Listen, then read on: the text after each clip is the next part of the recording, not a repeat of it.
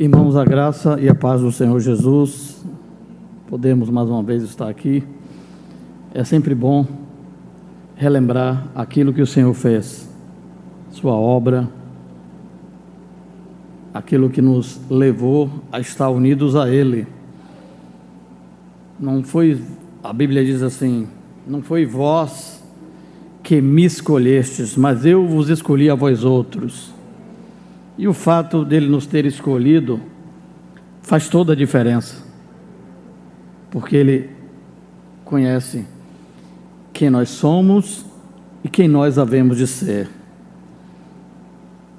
E quando digo que ele conhece quem nós somos, isso realmente deve nos deixar tranquilos, porque ele sabe o que se passa no interior de cada um de nós. Nós podemos mentir para algumas pessoas, mas para Deus é impossível que nós mintamos. Amém? Então vamos ler a palavra mais uma vez aqui em 2 Pedro capítulo 1.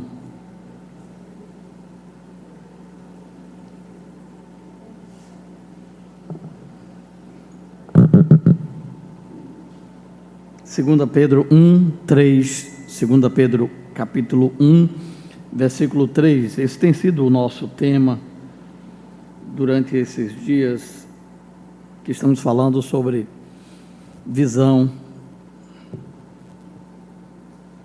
visto como pelo seu divino poder nos têm sido doadas todas as coisas que conduzem à vida e à piedade, pelo conhecimento completo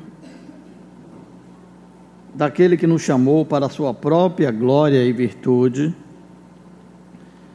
pelas quais nos têm sido doadas as suas preciosas e muito grandes promessas, para que por elas vos torneis coparticipantes da natureza divina, livrando-vos da corrupção e das paixões que há no mundo.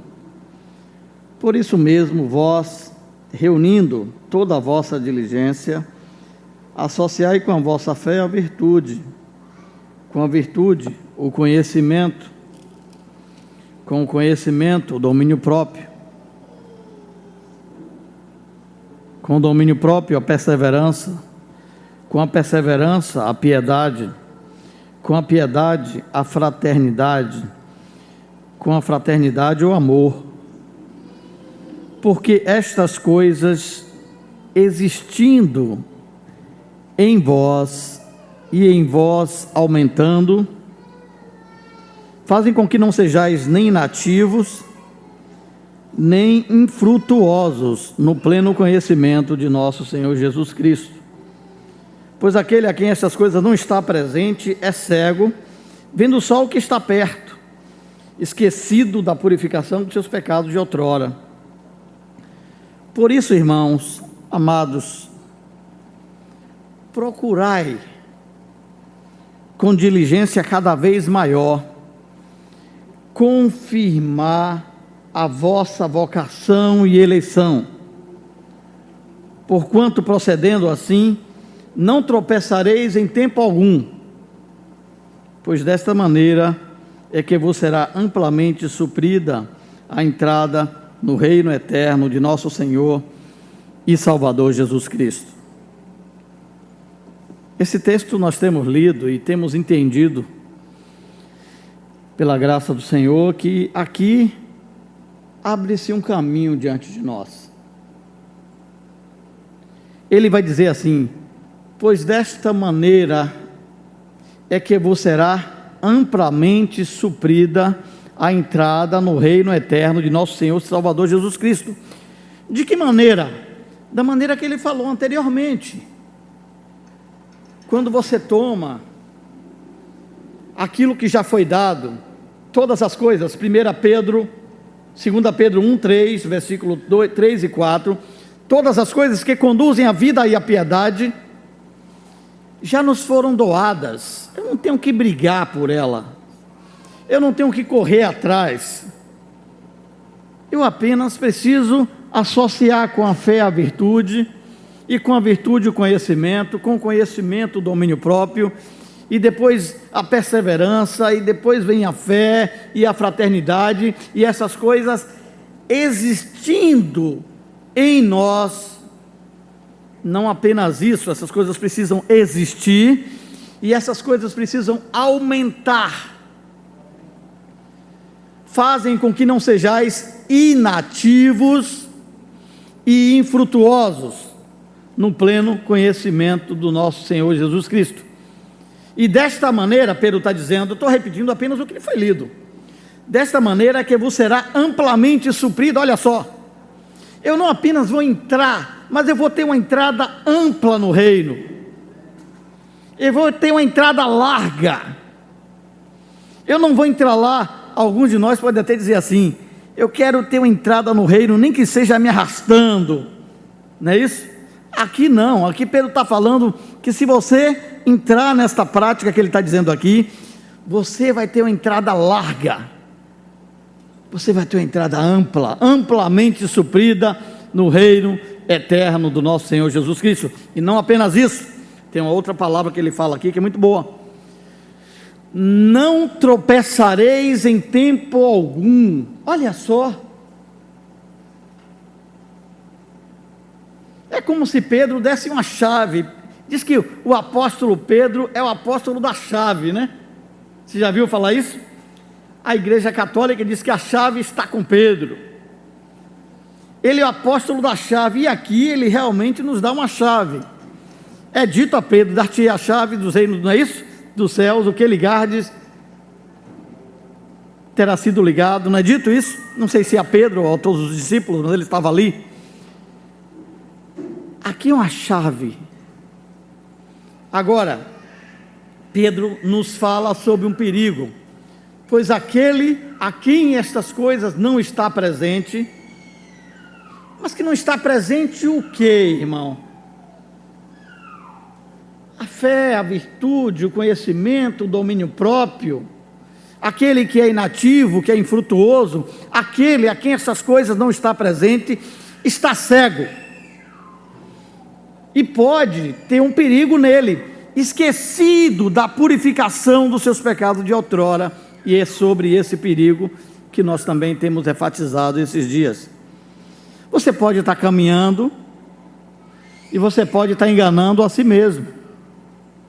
Não está havendo esses frutos na sua vida. E você já viu aquela história do sapo? O sapo gosta de uma aguinha morna. Já viu essa história? E você pega o sapo, né? Você coloca ele naquela aguinha morna, dentro da panela no fogo, e está lá. Ele gosta daquela aguinha morna, confortável. Ele fica ali, não precisa fazer nada, está acomodado. E aquela água vai esquentando. Aquela água vai esquentando. E ele não se incomoda, ele continua lá, como diz a expressão, está ali de boa, está tranquilo. E a água vai esquentando, e quando você vê, a água começa a ferver e mata o sapo. Nós precisamos estar atentos, irmãos. Nós precisamos estar atentos. Nós precisamos ter a consciência de que precisamos ter uma visão renovada do Senhor. A vida cristã, disse um irmão, cooperador do irmão, o evangelista que faleceu, Billy Graham, ele disse o seguinte: a vida cristã é uma série de novos começos. Começa novamente, não tem problema não, mas começa no Senhor. Acende a chama, ó Pai, que uma vez brilhou. Me ajude. Resplandecer o meu primeiro amor. Peça ao Pai para acender a chama. A igreja em Éfeso é dito: tem um porém contra ti, que abandonaste o teu primeiro amor. Se eu tenho um problema com você, é porque você estava naquele amor novo e você abandonou. Nós temos que ter cuidado com isso. Hoje nós queremos avançar um pouco mais, e se o Senhor permitir, fechar o assunto aqui. Nós falamos sobre a vida de Moisés, que tinha todo aquele império ao seu favor, mas ele enxergou maiores riquezas. Ele viu e ele recusou ser chamado filho da filha de Faraó. Ele avançou, irmão. Por que ele avançou? Porque ele contemplava, diz a Bíblia, ele contemplava o galardão. Você contempla o galardão? Você contempla que o que está lá na glória é maior do que o que está aqui? Se você não contemplar, você vai trocar o que você tem hoje por qualquer coisa. Porque se você não está vendo direito, você vai trocar por outra coisa. Isso está acontecendo com muita gente. Vamos ler aqui.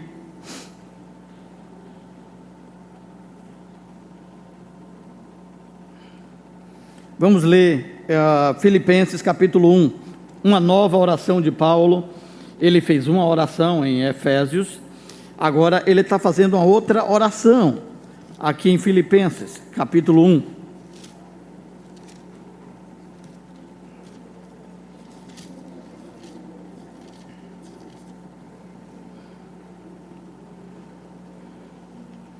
Versículo 9. Preste atenção nas orações que Paulo faz. São orações estratégicas e que também devem embasar a nossa oração. E também, Filipenses 1:9. E também faço esta oração, que o vosso amor, o quê? Aumente mais e mais. Ele diz assim, ó, em pleno o quê? Conhecimento. E toda o quê, irmãos? Percepção, para aprovardes as coisas excelentes, para aprovardes as coisas excelentes, e serdes sinceros e inculpáveis para o dia de Cristo, cheios do fruto de justiça, o qual é mediante Jesus Cristo, para a glória e louvor de Deus. Irmão, Paulo estava preocupado com os filipenses, e eu vou ler aqui na tradução King James, é muito bom aqui na King James.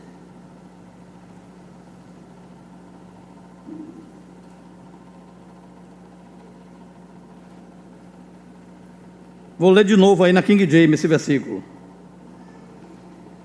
E suplico isto em oração, que o vosso amor fraternal cresça cada vez mais, em pleno conhecimento e em todo entendimento, a fim de que possais discernir o que é melhor.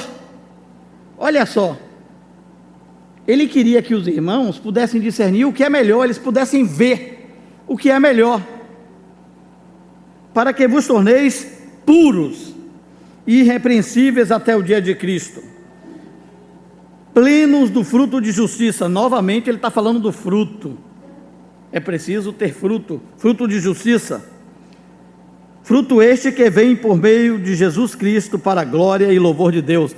O apóstolo Paulo, ele fala disso em Efésios, capítulo 1, 18, e agora em Filipenses ele fala novamente, vocês precisam enxergar o que é melhor,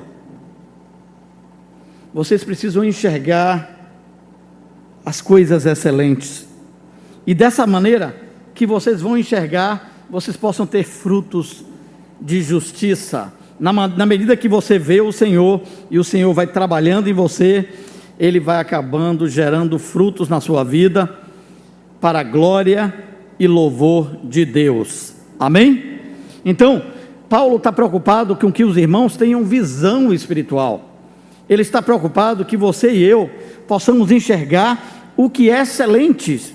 Às vezes, mesmo dentre os assuntos espirituais, há coisas, irmãos, que são periféricas, há coisas que são de menino, nós devemos praticá-las, mas dentro do assunto de Deus, existem coisas que são prioritárias, amém? Paulo disse assim, Todas as coisas me são,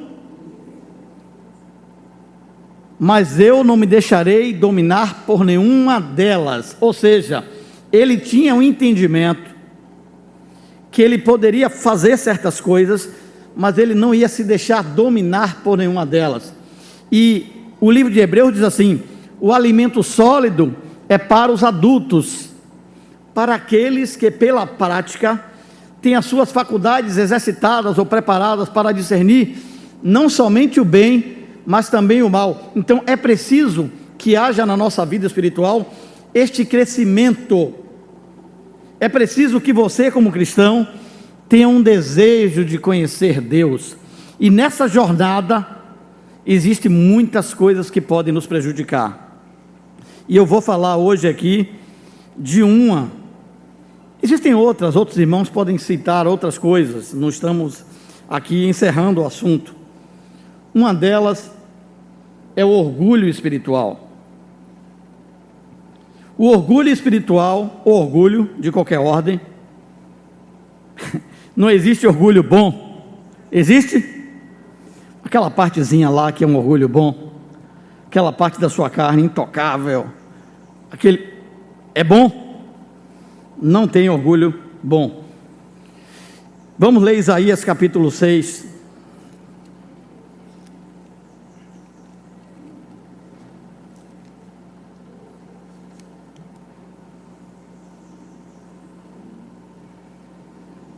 Isaías capítulo 6.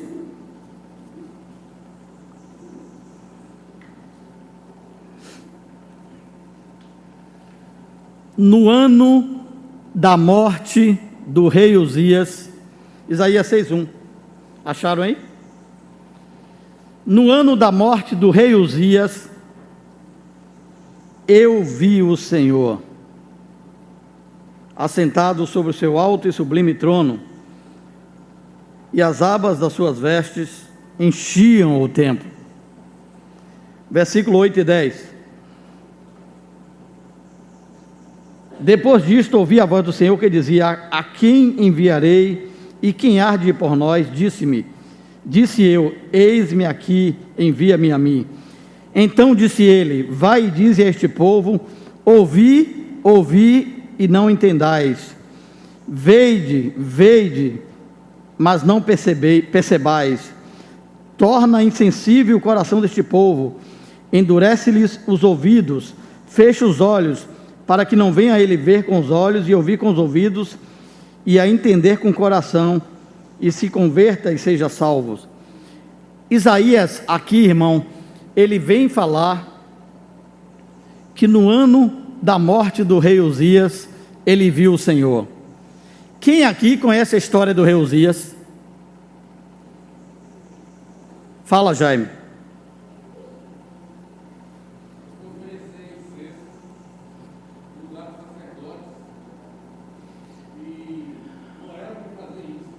Pronto.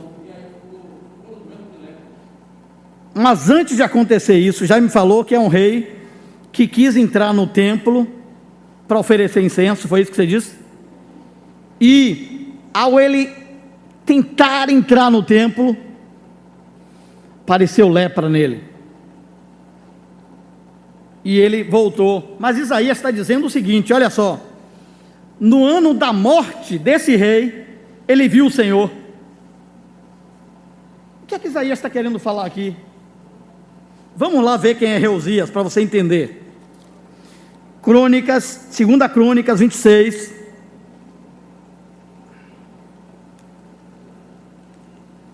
Segundo Crônicas, capítulo 26.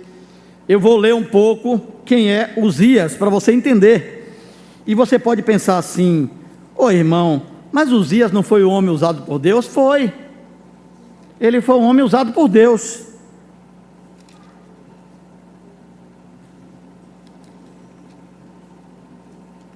Primeira Crônicas, ou 2 Crônicas, capítulo 26, do 1 em diante. Todo o povo de Judá tomou Uzias, que era de 16 anos, e o constituiu rei em lugar de Amazias seu pai. Ele edificou Elate, restituiu a Judá, depois que descansou com seus pais. Uzias tinha 16 anos quando começou a reinar, e 52 anos reinou em Jerusalém. Era o nome de sua mãe, Jecolias, de Jerusalém. E ele fez o que, irmão? Me ajuda aí. Ele fez o que era mal, ele fez o que era reto perante o Senhor, segundo tudo o que fizera Amazias seu pai. Propôs buscar o Senhor nos dias de Zacarias, que era sábio nas visões de Deus. Nos dias que buscou o Senhor, Deus o fez prosperar. E aqui nós vamos continuar lendo, e você vai ver que Uzias prospera, prospera, prospera e prospera. Saiu e guerreou contra os filisteus, quebrou o muro de Gate, o de Jabne e o de Asdod, e edificou cidade no território de Asdod, entre os filisteus.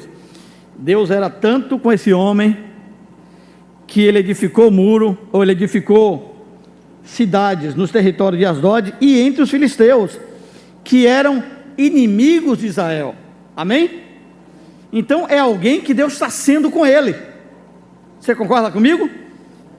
Uzias, ele estava tendo a aprovação de Deus. Deus estava cuidando desse homem, e ele estava buscando Deus, e a obra estava avançando.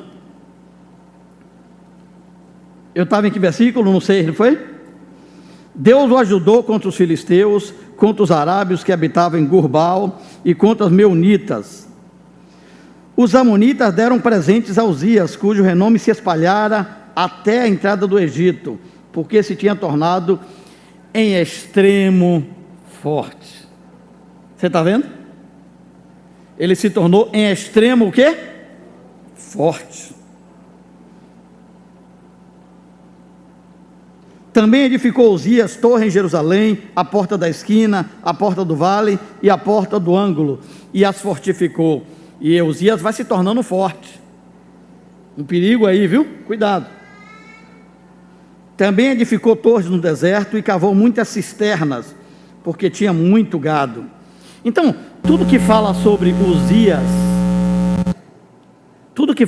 Uzias, vai falar de coisas grandiosas. Tinha muito gado, tanto nos vales como nas campinas. Tinha lavradores e vinhateiros nos montes e nos campos férteis, porque era amigo da agricultura. Ele gostava de uma terrinha. Tinha também Uzias um exército de homens, destros nas armas, que saíam à guerra e em tropas, segundo o rol feito pelo escrivão Jeiel e Maceias, oficial sob a direção de Ananias, um dos príncipes do rei. O número total dos cabeças de família, homens valentes, era de 2.600. Debaixo das suas ordens, havia um exército guerreiro de 307.500 homens, que fazia guerra com grande poder para ajudar o rei contra os inimigos. Preparou-se Uzias para todo o exército, escudo, lanças, capacetes, couraças e couros, e até fundas para tirar pedras. Fabricou em Jerusalém máquinas de invenção de homens, peritos, destinados para torres, e cantos das muralhas destinados para as torres, e cantos das muralhas para tirarem flechas, e grandes pedras. Divulgou-se sua fama até muito longe, porque foi maravilhosamente ajudado até que se tornou forte. Grave essa expressão. Até que se tornou forte. Mas havendo-se fortificado, exaltou-se o quê? Seu coração para a sua própria o quê, irmão? Exaltou-se seu coração para a sua própria ruína, e cometeu transgressões contra o Senhor, seu Deus. Porque entrou no templo do Senhor para queimar incenso no altar do incenso. Porém, um sacerdote, Azarias, entrou após ele com 80 sacerdotes do Senhor, homens de maior firmeza, e resistiram ao rei Uzias, e lhe disseram: A ti, Uzias, não compete queimar incenso perante o Senhor, mas aos sacerdotes, filhos de Arão, que são consagrados para este mister. Sai do santuário, porque transgrediste, nem será isso para a honra da tua parte do Senhor Deus. Então Uzias se indignou, tinha o incensário na mão para queimar incenso, indignando-se ele, pois contra os sacerdotes, a lepra lhe saiu na testa, perante os sacerdotes, na casa do Senhor, junto ao altar do incenso. Então o sumo sacerdote Azaria e todos os sacerdotes voltaram-se para ele, e eis que estava leproso na testa, e apressadamente o lançaram fora. Até ele mesmo se deu por pressa em sair, visto que o Senhor o ferira. Assim ficou Uzias, assim ficou o rei leproso, até o dia da sua morte. E morou por ser leproso, numa casa separada, porque foi excluído da casa do Senhor. E Jotão, seu filho, tinha seu cargo a casa do rei, julgando o povo da terra. Quanto aos mais atos de Uzias, também os primeiros como os últimos, o profeta Isaías, filho de Ósio, escreveu o que a gente viu. Descansou Uzias com seus pais, e com seus pais o sepultaram no campo do sepulcro, que era dos reis, porque disseram: ele é leproso. E Jotão, seu filho, reinou em seu lugar. Irmão, que perigo aqui, hein?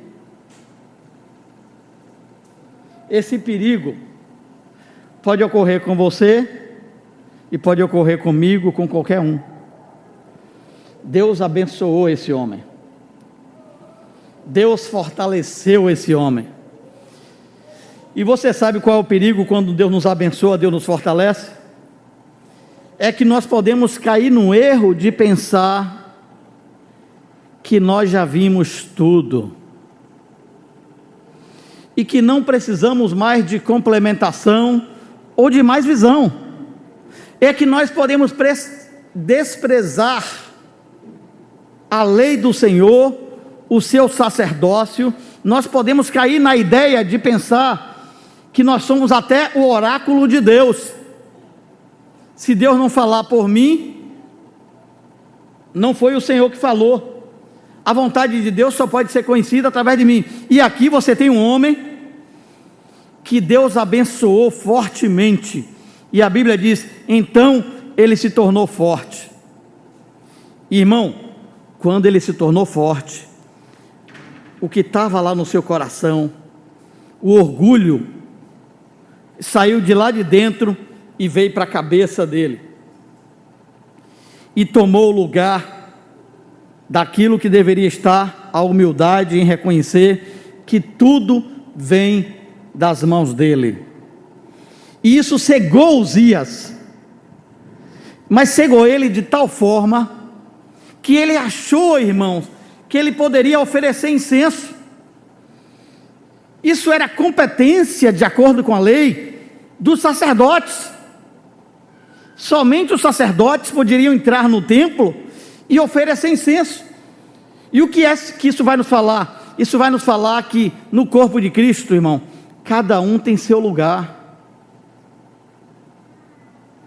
Eu não posso e não devo achar que eu posso agir passando por cima dos princípios da ordem do Senhor, daquilo que Ele estabeleceu, e eu posso estar em qualquer lugar. Sabe por quê? Você já viu aquele irmão polivalente? Na igreja não tem polivalente. Se tiver, ele pode ser que tenha que dar um... Você lembra de Jacó no Val de Jaboque? Dá um toque na coxa dele aí. Dá um toque aí, Jorginho, na coxa dele. É você ou o anjo que vai dar?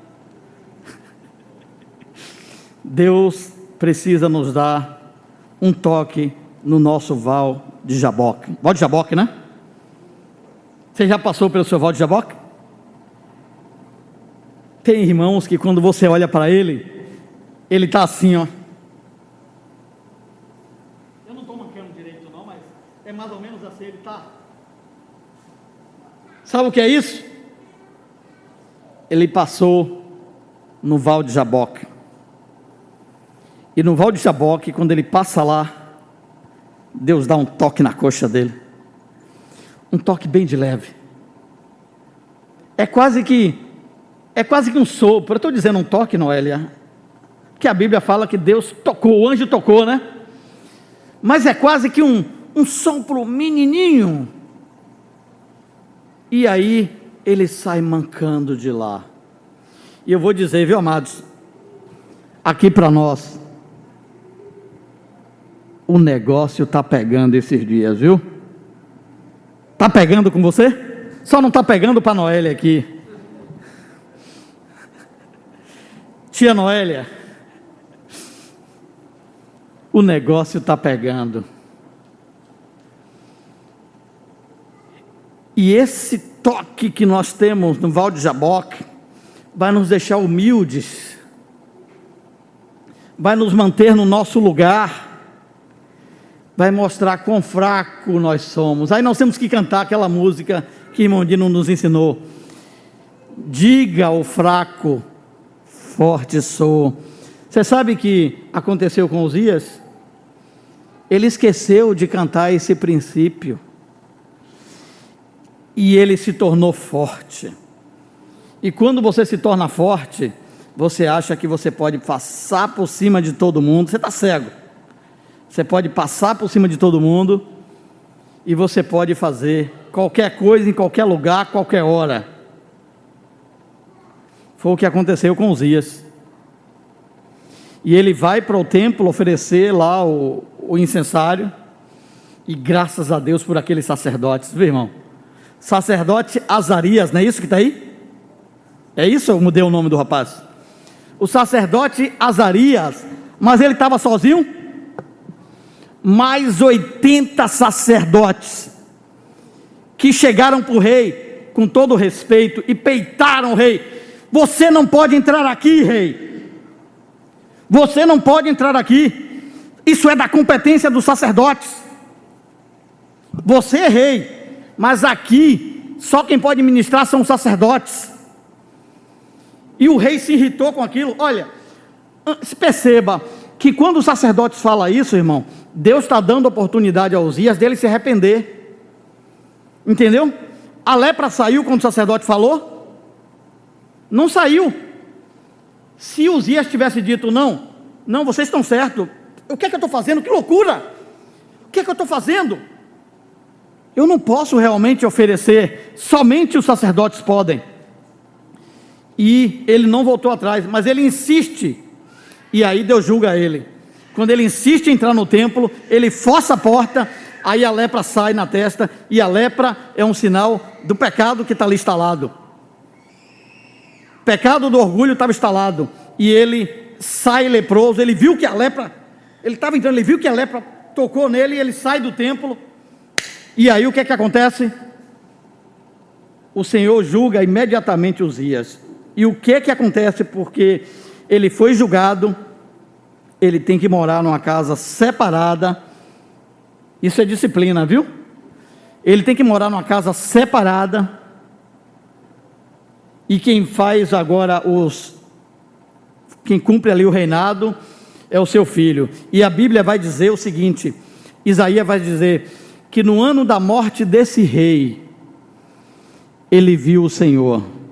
Irmão, perceba o seguinte: é possível que exista, eu estou falando de forma figurada, a existência do trabalho desse rei em nosso coração. Esse princípio de orgulho espiritual, de orgulho mesmo dentro de nós, e o Senhor, Ele quer tratar com ele, e nós só vamos conseguir enxergar o Senhor quando o rei Uzias morrer. O veredito de Deus é: não tem outro jeito. Uzias tem que morrer para que eu possa ver o Senhor. E Uzias aqui está falando daquele eu orgulhoso que está dentro de nós, e que não permite que o Senhor trabalhe, que não permite que o Senhor possa avançar. Que o Senhor nos abra os olhos para podermos perceber a grandeza dele, e que ele só vai trabalhar. Diz que a graça, ela só vai para o lugar mais alto, correto? Quando você solta, quando você tem aqui a água e que você despeja a água, qual é a tendência da água? É subir ela vai buscar o lugar mais baixo. É da mesma forma na nossa vida. Se nós estivermos altivos, nós não vamos experimentar a graça de Deus. A graça vai estar impedida, e a consequência disso vai ser que nós não vamos ter visão espiritual. Vamos aqui, para finalizar, eu queria ler com vocês a última igreja lá de Apocalipse.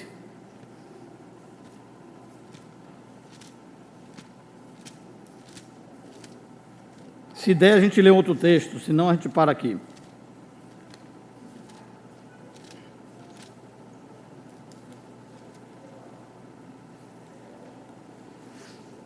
A igreja em Laodiceia, nós vivemos num tempo de Laodiceia, e você sabe que a igreja em Laodiceia fala do orgulho espiritual, ou seja, Uzias é predominante na igreja em Laodiceia.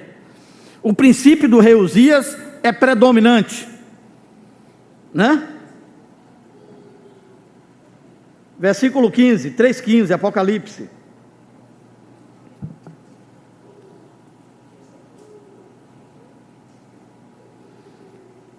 Conheço as tuas obras, que nem és frio nem quente, quem dera fosse frio ou quente.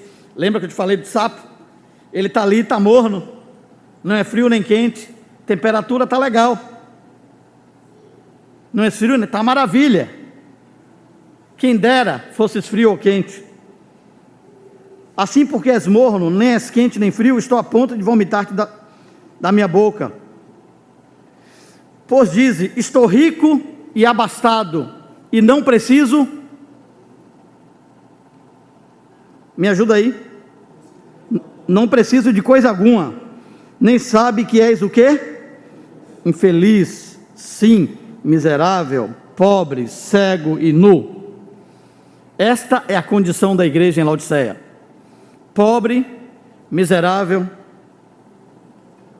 cego e nu. Eu não vou enfatizar as outras coisas, eu vou enfatizar aqui a questão da visão. E o que é que o Senhor diz para ela? Aconselho que de mim compres o quê? Ouro para te enriqueceres, vestiduras brancas para te vestires, a fim de que não seja manifesta a vergonha da tua nudez, e colírio para ungires os teus olhos, a fim de que vejas. O Senhor, Ele está com colírio. Amém?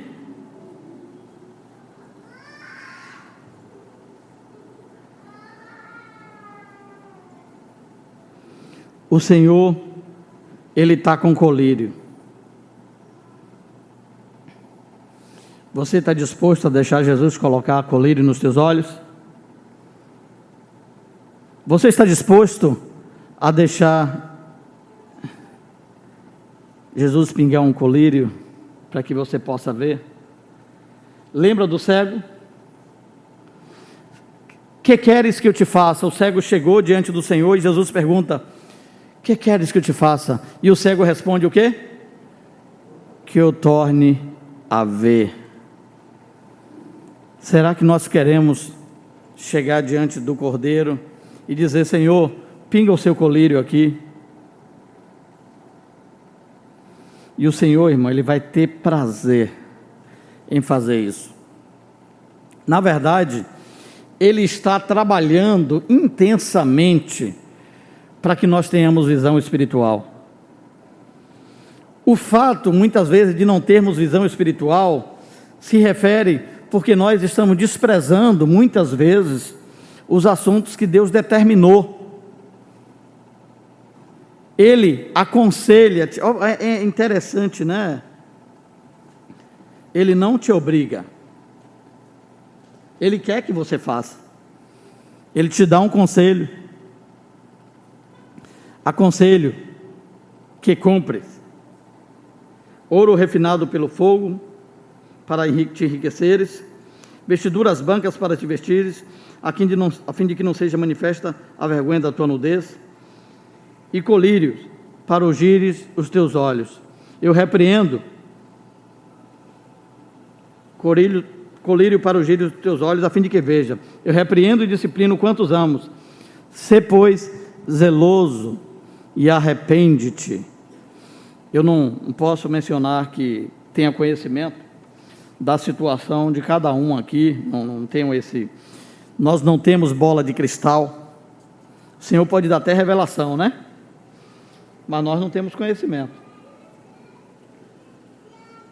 Mas o que o Senhor aconselha é que você ou eu se arrependa. Pega o colírio que Ele está oferecendo, passa na visão, para que você possa ver.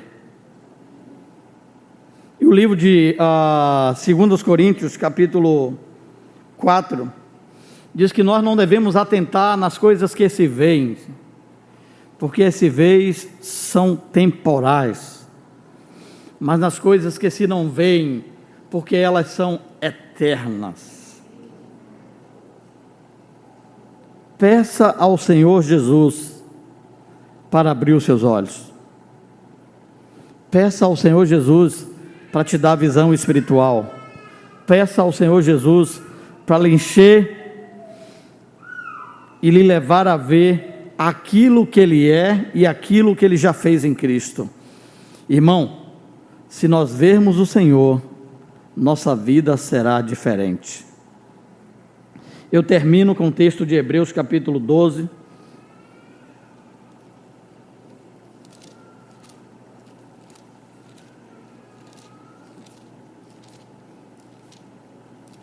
Muito conhecido nosso, nós já lemos várias vezes esse texto. Do 1 ao 3. Portanto, também nós, visto que temos a rodear-nos tão grande nuvem de testemunhas, desembaraçando-nos de todo o peso e do pecado que tenazmente nos assedia, corramos com perseverança a carreira que nos está proposta. Olhe só, esses dias não são dias de corrida de velocidades, são dias de correr com perseverança. Esse é o nosso maior desafio. Você sabe por quê? Porque a corrida é longa. Já viu a maratona? São 42, não é isso? 42 quilômetros. Se você começar a maratona como se fosse uma corrida de 100 metros, você não vai conseguir. Correr com perseverança. E nessa corrida, para completar os 42 quilômetros, você vai encontrar muitas adversidades. A sede, o desgaste. Os atletas poderiam falar disso com muito maior propriedade. Mas o fato que tem um ingrediente que é com perseverança, a carreira que nos está proposta. E ele vai dizer, olhando firmemente para o autor e consumador da fé, Jesus, o qual em troca da alegria que lhe estava proposta, suportou a cruz, não fazendo caso da ignomínia, e está assentado à destra do trono de Deus. Considerai, pois, atentamente aquele que suportou tamanha oposição dos pecadores contra si mesmo, para que não vos fatigueis, desmaiando em vossas almas. Então, olhando, irmão, se você não tem a visão, se você está aqui é porque você viu, né? Mas se sua visão estiver abalada, se sua visão estiver para baixo, tem um hino que nós cantamos assim: o que há contigo, amigo? Você lembra? Que você anda abatido, cabisbaixo, sem direção. Vá. Eu não sei qual foi o motivo que deixou você caído, mas saiba que Jesus lhe estende a mão. Se levante do chão, erga sua cabeça. Derrota não é coisa de cristão. Eu mudei? Mudei. Sempre eu mudo. Mas o que eu quero lhe dizer é que você deve levantar sua cabeça e olhar para Jesus. Amém? Olhe para Ele. a pedra que vive. Nós aqui teremos muitas adversidades. Eu não quero lhe dar mais má notícias, não. Marcelo já gosta de dar uma má notícia. Mas nos guarda um galardão tremendo. Amém? Galardão maravilhoso. E se você vê Jesus como ele precisa ser visto na palavra, você vai experimentar os poderes do mundo vindouro aqui. Amém? E você vai se posicionar como aqueles 80 sacerdotes. Nós estamos aqui pelo Senhor, para cumprir a sua vontade. Ainda que o rei venha querer desobedecer a palavra, nós estaremos aqui pelo Senhor, para cumprir o seu desejo. Irmão, nos conceda o Senhor visão espiritual. Nos conceda a Ele visão do eterno, de quem Ele é e de quem nós somos. Vou ter que parar aqui que o nosso tempo terminou, mas que o Senhor nos dê visão espiritual. Amém? Nos ajude a ver, nós somos necessitados de visão espiritual. É imperativo que você que está aqui, ou mesmo aqueles que não estão aqui, tenham visão espiritual. Por quê? Porque se não houver visão, o povo se desintegra. Se não houver visão, você vai desviar por qualquer caminho. Amém? Que o Senhor nos ajude, nos dando visão e nos fazendo prosseguir em direção ao alvo para o prêmio da soberana vocação de Deus em Cristo Jesus. Vamos orar. Senhor, obrigado por esse tempo. Obrigado pela Tua palavra que é viva e eficaz e mais cortante do que qualquer espada de 2 gumes. Que o Senhor mesmo possa aplicar a Sua palavra. Que o Senhor mesmo possa conduzir para dentro da realidade das nossas vidas a Tua palavra, levando-nos, Senhor, a ver o que nós não vimos ainda, levamos a andar de acordo com Tua vontade. Nós te pedimos, Senhor, em nome de Jesus, continua ministrando ao nosso coração. Nós te pedimos para a glória e para a honra do Teu nome. Aleluia.